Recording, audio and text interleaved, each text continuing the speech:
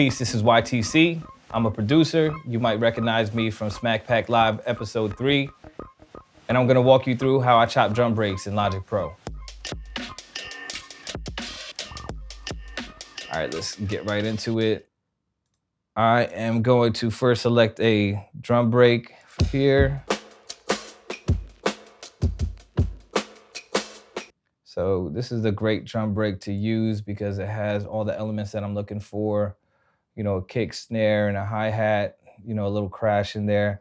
What I'm gonna do is I'm gonna drag it from my file explorer and drag it into a quick sampler.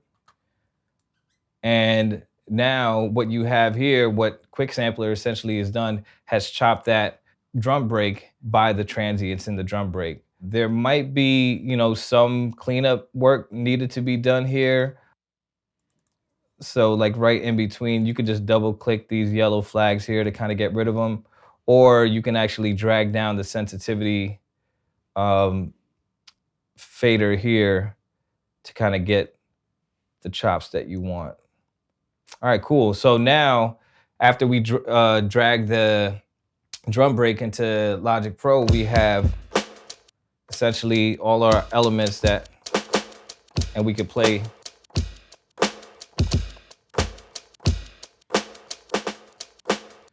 We can play to our own rhythm, which is you know, really why you want to chop a drum break up. So that's actually the first part, but I think the more valuable part is actually in the second part of what I do here. So once you have the drum break all chopped up and you have it how you want it, you can actually right click on this section right here, anywhere in the waveform, and select Create Drum Machine Designer Track. What that'll do is that'll take all the chops that you created in the quick sampler and bring them into Logic Pro's Drum Machine Designer. Now, the benefits of doing this, for me especially, is like I like to be a little bit more hands-on when I play the drums.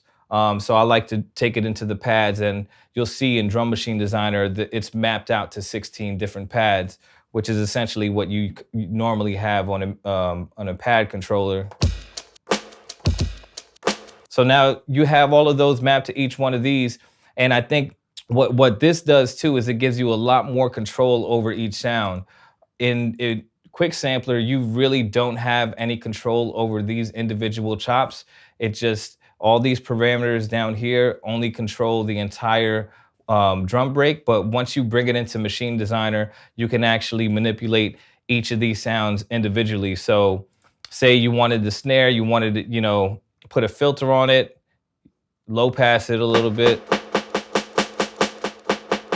and you know, the hat is still, you know, how it was in the original drum break. So I mean, the possibilities for this are really, you know, are kind of endless in terms of what you can do to manipulate, you know, each sound and the control you have over each sound in the drum break. So now with this, you can also, you know, add effects to each different sound. So not only can you use the effects within here, Logic actually, you know, creates different strips, channels over here to add various effects to whatever sound that you chopped up.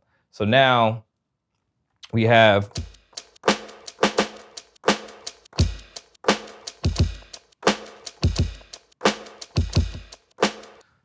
So now you have all the different sounds in your drum break that you can kind of use and sort of manipulate, create your own rhythms, create, you know, whatever kind of sound you want from it. But, you know, it all started in one place with the drum break. So I think this way is probably the best way to chop drums in Logic Pro. For more tips and tricks, visit soundcollective.com.